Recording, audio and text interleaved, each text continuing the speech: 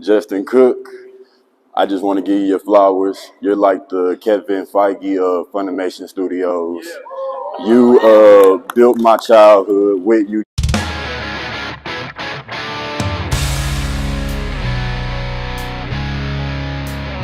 That doesn't sound right. Hey, Comic-Con goers, how you doing? Real quick question. Anybody here ever heard of My Hero Academia? Yeah. All right, I just wanted to make sure first. That's cool. In a minute, I'm going to bring out the voice actors. But first, I wanted to kind of talk about what's going to happen for Q&A. What we're going to do is this. I'm going to have, after everybody's sat down, don't do it yet. After I've introduced everybody, I'm going to ask you guys to form a line in this aisle right here. And then I'm going to kind of come up and ask you individually, what your question is, and then we'll kind of pass it to these guys, okay? Does that sound all right? Wait, just to make sure, do you guys want to ask questions of the voice actors? Yeah. I thought you might. Well, my name is Kevin Garcia. I am a writer and a teacher, but you're not here for me, so let's bring them out. We have Christopher Waycamp, Aizawa.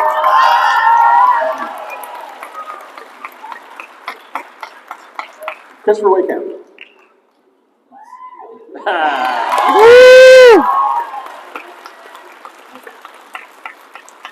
David Matranga.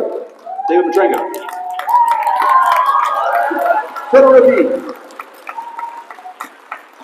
Emily Needs. Ari. Also serious. Sorry about that. Trina Nishimura. Yeah. Hiro. And Justin Cook. Oh, wait, yeah. I love that I asked all of you your names before I came in, said them just fine, came up here and said them wrong. Well, thank you all for coming so much. I want to really quick introduce, and if you guys want to start forming a line in this aisle right here, we can start getting questions in a moment. So once again, thank you guys so much for being here. I've already established that we have a lot of My Hero fans. I do want to point out real quickly that some of you are on Dragon Ball, and some of you are also on Attack on Titan. And by the way, guys, make sure no new spoilers for any of the new shows coming out. So keep that with your questions. Real quick, if I can just ask, what is it like being part of the fandom of anime voice acting? Because I feel like that's like a whole other level of just acting and voice acting, is that they're anime fans that really, really love your work. Trina?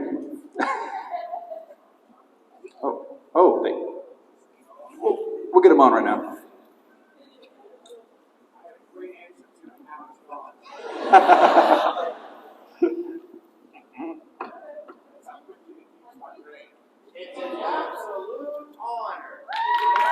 Yeah.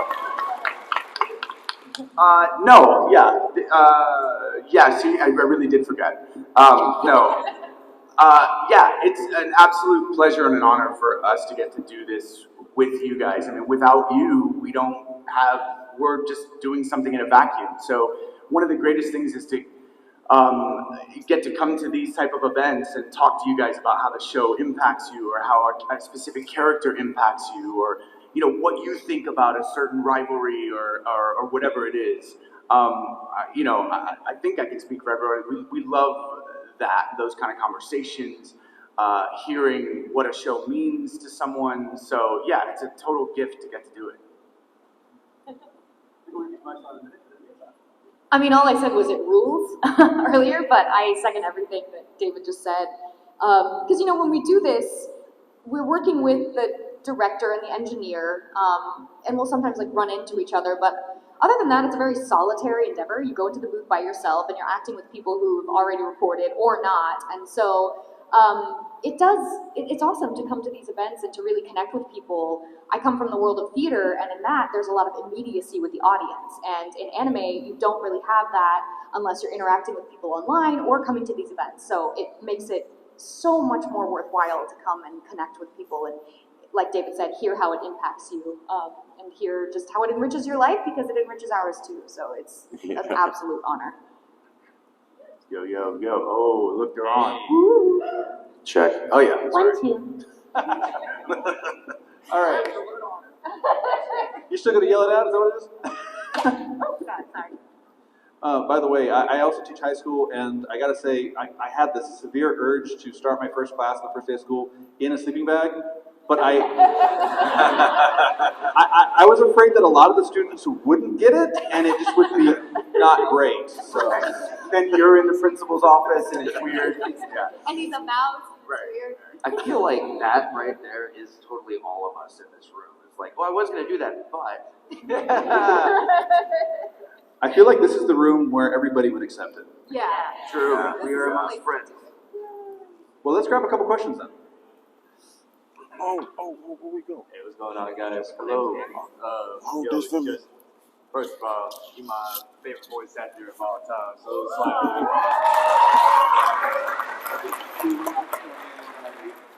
yeah. So my question is, sorry, are you gonna get the Yu Hakusho show English dub for OVAs, man? I don't think you're going to have too long to wait. You've been patient this long. Just a little longer.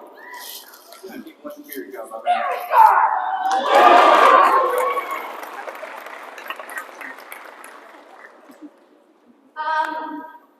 This is an original. I got this from the Dallas Comic Con, and can you roast each other as your voice, as your characters? That's a good question. Is it our character roasting the other characters? Okay.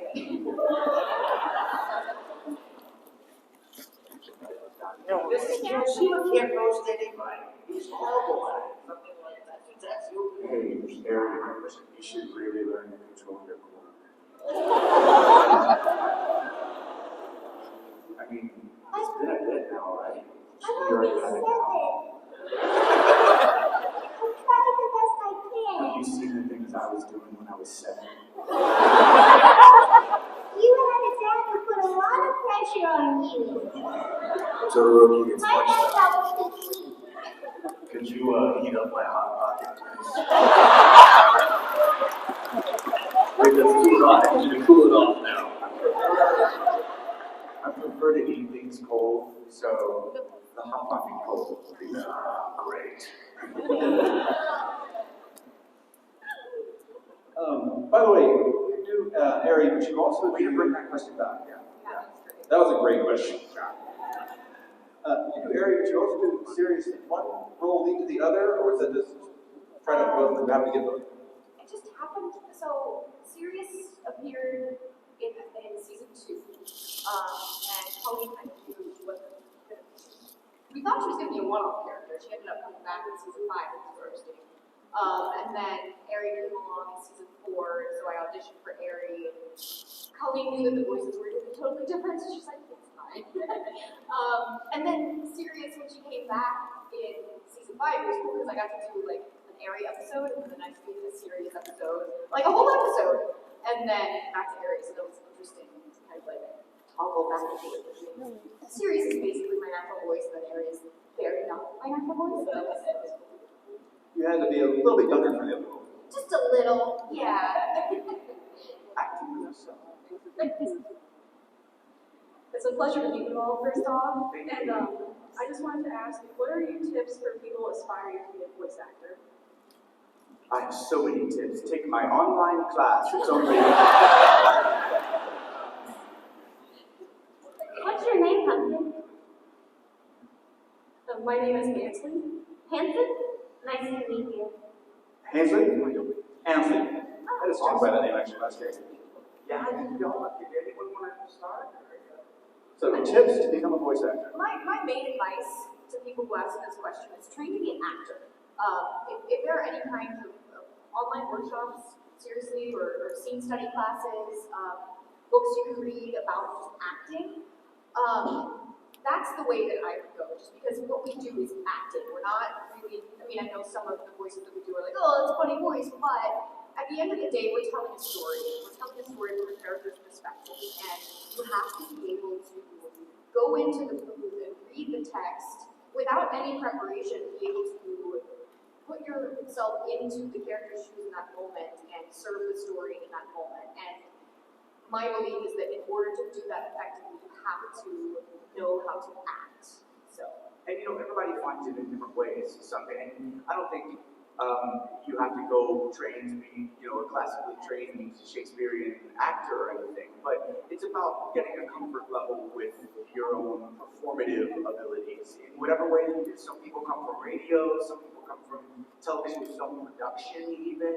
You know, the one thing I'll say just to kind of lift up Emily's point a bit is, for me, you know, I trained as an actor, and then my first anime role, I just got an audition for an anime a long time ago, and it was a lead role. I booked a lead role. It was 50 episodes, and I always tell people when I'm talking at my table or one-on-one or whatever, the only reason I was able to do that, I had no idea what voice acting was. I didn't know about matching lip flaps. I had no idea, you know, the sort of technique that I understand now, but because I felt confident as an actor, I could sort of pick up those other things as I was going. If you go listen to the first 6 episodes of that series, though, it's terrible. Orphan, yeah, way back in the day, like 2002. Some of you weren't born yet. But yeah, out of curiosity, I don't mean to go on, but how was it returning to that show? Like, after how long? Right, we just did a 25th anniversary reboot of that, or retelling, I guess. It was awesome. It was. So you guys have to return to do your debut performance. Right. Yeah. There was a lot of nerves. I went back and watched some of the original, which is why I know about the first 6 episodes. Yeah. So it was a little bit of pressure because you wanted to be whatever it was, but you never truly capture that. Did you change your technique with going back to the same character after so long? It's not really a change of technique. It's just like knowing what the job is. You know, there's little things that we all do, like if Trina nails a line in the booth, right? Every time. I do that every time. First week. And the director will say, like, that was great. That was amazing. Just do that a little bit slower. So then you have to figure out how to recapture what she did a bit slower. So there's techniques. Different people do that different ways, but. Is it important to have a variety of voices in your repertoire? You need to have a lot of stuff. Like, you doing Nova, was that like way different from doing other characters? I don't think so. I think that trying to have like a bank of voices is probably a bad advice. They let the directors and the characters dictate where those voices will come out of. So I think to Emily's point, being able to kind of find where it is you can emote within your own range, and then working on that, perfecting that, it becomes so much easier to then transfer that into a unique voice as opposed to trying to learn that into a unique voice. Yeah. To speak to your question just a bit, because I completely agree with what David and Emily have said so far, but sometimes it's for me specifically, so I'm just projecting on you. For me specifically, I need tangible like steps, right? So be an actor, how to be an actress, right? So a lot of us started in theater, but that's like David said, there's no one way. It could be music, it could be radio, it could be whatever. But for me, I started in community theater when I was a kid. And I think that community theater is a great entry point because one, you're not paying for it, right? You're volunteering, you're helping your community, you're contributing to your community in the arts. 2, you're going to meet a lot of people within that realm who are, aware of auditions in anime or aware of auditions in commercials or other things. So it's surrounding yourself with like-minded people. And 3, you're going to get told no, which is one of the biggest parts of being an actor, is getting comfortable with being told no a lot. So I always recommend community theater. It's just kind of what you're dip your toe in and see how you feel about it, see if it's actually something you want to pursue. Meet like-minded people, get your head around a lot of different kinds of art, get comfortable with the word no. Whenever you audition the first time, you probably won't be cast, but that doesn't mean you can't volunteer in the box office or as an usher or any other within the realm of that space. And then if you're like, oh, you know what, I really like it, this is awesome, then you can start reaching out to online things and workshops and things like that. But before you go invest the money in a home studio, maybe just kind of dip your toe, just to see. Yeah. What do you think, Chris? I agree with all of that. I don't want to belabor it too much, but yeah, all that is really good.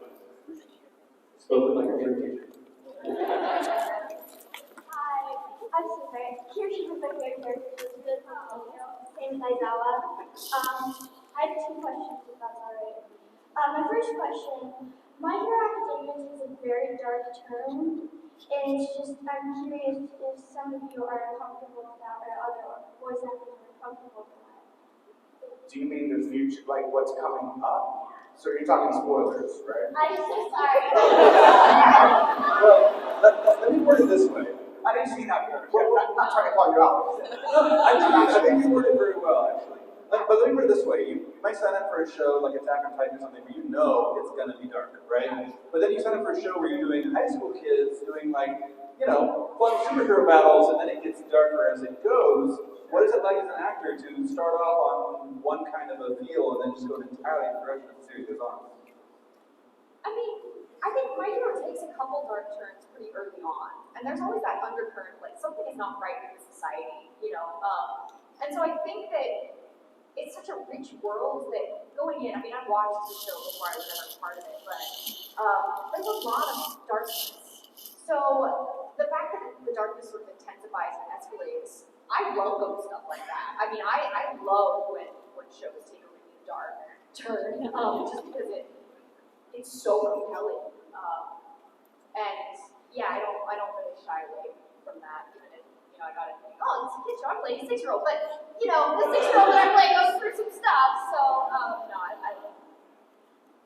I think if there's something to a story, then it can grow in that direction to more serious things. And if there's not a whole lot to it, then it's hard to go there and take it seriously. And fortunately, I think Horikoshi's done such a good job of crafting this believable yet very extraordinary world that it can go to those places. Like Star Wars, I'm a big Star Wars fan. It does not start as dark as where it goes in Return of the Jedi. You have to be really invested in that world to be able to go on that ride first, right? Just start there, it's very difficult. So I think it speaks to the depth of the material, maybe ultimately. Yeah, it can carry. 100%. Yeah. Christopher mentioned the manga. Do any of you read the manga? Or for other shows that you may record, do you read as you're recording or beforehand? I didn't used to, and then I started doing a lot of these, and people were asking me questions that I had no idea what they were talking about. And so I started kind of just like at least knowing vaguely what's going on at least. I do like, there's something to the immediacy of going in the booth and not knowing what's going on. Like I've had a character before, I didn't know he was going to die that day, and I went into the booth and he died that day. Like that was so sorry for your loss. That was such a cool experience as an actor, so I always want that if I can get it, But these days I can't really afford to do that. I read the manga for My Hero because I knew I was going to be writing episodes 107 and 108, which. When you say writing, to be clear. Adapting. So I went back. I watched the show, but I wanted more of a story. So I went back and I started reading and read caught up. I haven't unfortunately had time to continue being caught up. I would like to be because I love the story, but yeah. And then I will occasionally pick up a manga like Sakamoto Days. I started reading not too long ago. I fell off that, but it seems cool. I love, like, when people come up to my table, I usually say, like, oh, are you all caught up on the show? And find out where they are, and then they'll say, like, I'm caught up on the manga. And as soon as I hear that, I go, tell me everything again. Because, for this reason, I don't want to read the manga and know exactly what the panels look like, know exactly what the verbiage is. I like to know the general idea of what's going to happen. But then I don't want to get too attached to the way it might be told in manga versus if it changes a bit. So, yeah. I'm a seasoned vet, so that's tell me. I was gonna say I'm a seasoned vet myself, so I'm spoilers. The next question. Yes, this one's kind of silly compared to my last one. Is it like uncomfortable to know that people ship like the characters? I know. I mean, it's a little weird to hear. For example, like Kirshi and Alex.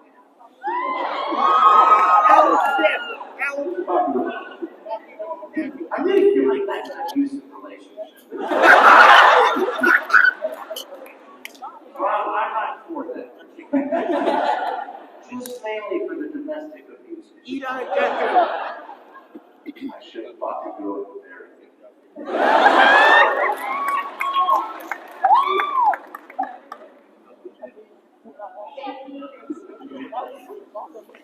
Oh, sorry. I want to know how you live up to my hero. So, how did you find out about the auditions or across the specific show? Did somebody contact your agent or contact you, or did you just find out about the list? Do you know the names from? Yeah, you know, typically audition in one of two ways. Like you will get an email from your agent or an email directly from a client or a receiving house, and you'll record at home and email that audition in to said producer or whatever, right? But sometimes we will audition in person. We don't do that as much as we did there's a little thing, COVID-19. So yeah, not good. Okay. That was a terrible joke. Don't record. Are you kidding? I'm just kidding. So yeah, specifically for me, I'll just be brief, I haven't so far. Is I was actually in person for this audition. I happened to be there. I think I was recording that day, and so Colleen, who's the director, who also plays Yakirozu Momo, she brought me in, and I read for a bunch of different roles, which typically is what happens.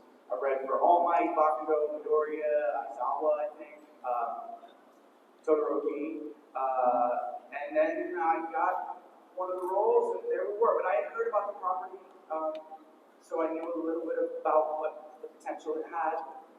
Sidebar, do you remember your all-night voice that you did? No, it was not all right. Trina, what about you? You one of the original cast as well. What was it like for you doing this? So I was actually in Australia when I first, I'm a big deal, so. So I was in Australia for work, and I got emailed about the audition, and so I recorded my audition for My Hero Academia in the closet of my hotel room, which was a little bit strange because there's a lot of screaming in My Hero, so there was a lot of screaming in my audition, and the security was called, so I was like, no, I'm fine. And they were like, is anyone in there with you? And I was like, no, it's just me. And they're like, they said that they heard screaming. And I was like, no, it's okay, I'm okay. And they're like, can we come in? I was like, I mean, no one else is here. And, yeah, so that's how I When security is called, you are a good actor. It's a fact. Yeah. I mean, you never know. Thank you for your question. How did you left? It was all the same. I mean, that's the fun thing with this. It was back in 2015. It's not somewhere around 60. And there was a ton of people that auditioned. Honestly, I was there sitting here talking. I was thinking to myself, because of the fact that you only have like 5 or 4 characters, that means that somewhere on digital tape, we've got all the students basically just doing their impersonations, having never seen it. Midoriya, so that was fun to hear. When you say it was the same, were you also screaming in your hotel? I make it a practice not to scream. Security is called that. It's a paranoid thing.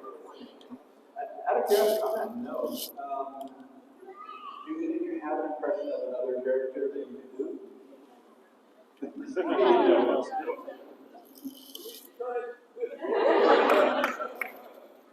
Hello guys, you are all my favorites. I have 2 questions about the time. One of them, what is your favorite line out of the character? Doesn't matter what you're doing, what's your favorite line? I do this at every panel, so I can't do it this one. I can't not do it this one too. Aizawa does this in almost every episode that he's in. It's my favorite line. I feel like it really encapsulates his personality, and it is. So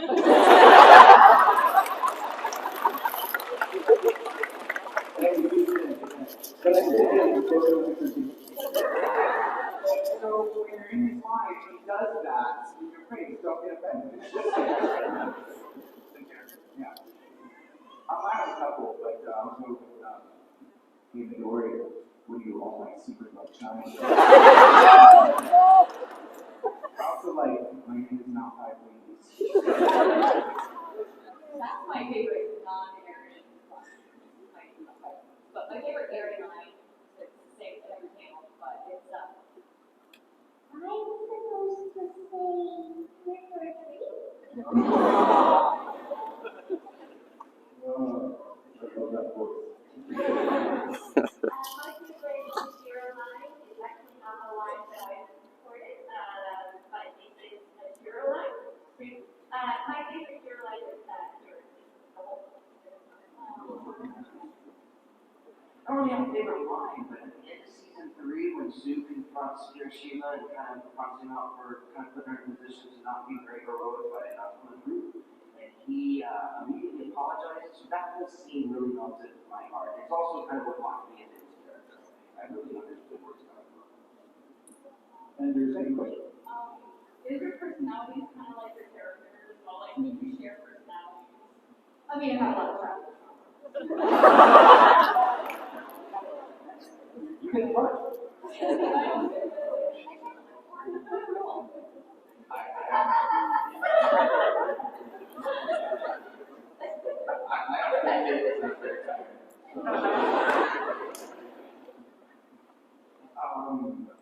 I also have some childhood trauma, not like photos, so that's good, I think.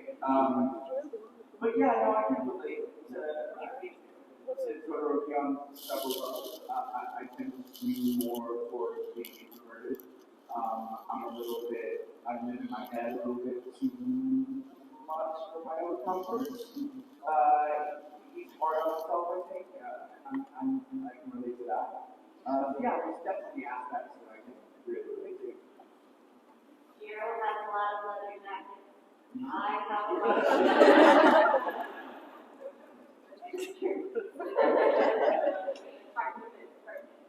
I aspire to be like Hiroshima.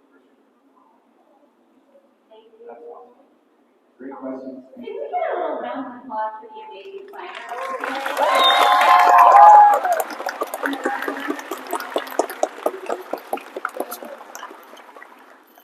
It's really an honor to talk to you guys. I have two questions. One of them is your but you guys have like secret accounts that you stop.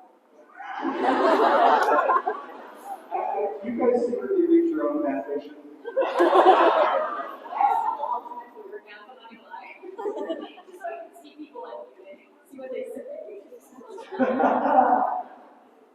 I really don't honestly have any secret talents to read anything or do anything like that at all. Nope.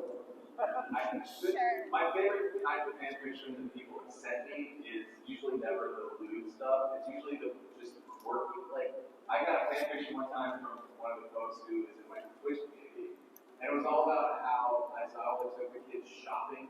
It was like a shopping spree, and it was 2-3 pages long. I get to the end of this thing, I'm like, huh, that was just a shopping spree. So the fandom is fantastic. Yeah. That accounts if you're reading and you like waiting for the other shoe to drop. Yeah. Let's start with the one or two questions because we go with the line.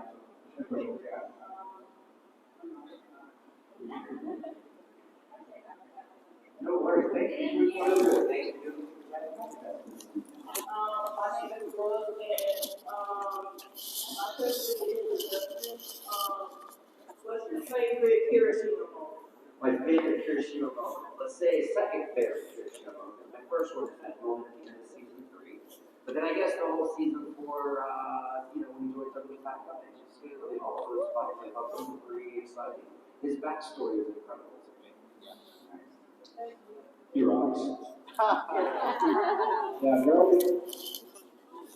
Hi. Awesome. Thank you. My name is Lindsay. I have a weird question. So I heard that about this one. How do you all feel about the UH strip group? Yeah. You ladies are free? Come on. Oh, God. I heard UA striptease, so I'm pretty sure. W, but you said striptease. Bakuho, Victoria, and... Yes. I've got this question many times. And my answer is going to disappoint you. I have no comment. That's fair. Yeah. I think if people think it's fun, then it should be fun. I mean, it sounds hilarious. But yeah, no, I think it's pretty fun. Thank you.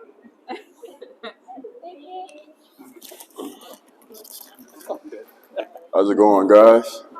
It's an honor to be in the presence of all you. Justin Cook, I just want to give you your flowers. You're like the Kevin Feige of Funimation Studios. You built my childhood with Yu Yu Hakusho. You're a Meshi alone. And I got the question to ask you, between Kirishima the Red Riot and You're a Meshi, how do you connect those two characters? Well, one's nice and one's not. I think they would get along. It would take a couple seasons, I think, for Kirishima to I don't know. I think Kirishima would think he was like, this is a lot like Bakugo. Definitely. But their hearts are both similarly placed. Same. Thank you. Thank you.